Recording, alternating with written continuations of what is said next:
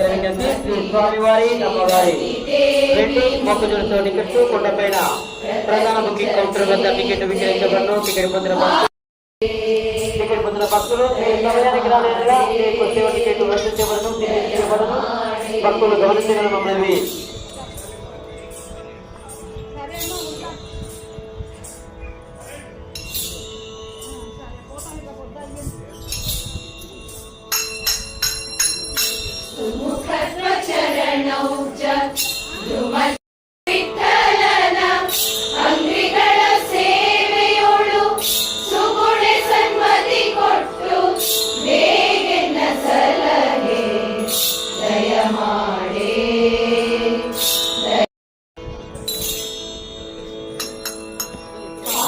కడలిలోన పుట్టి శ్రీహరిని చేపట్టి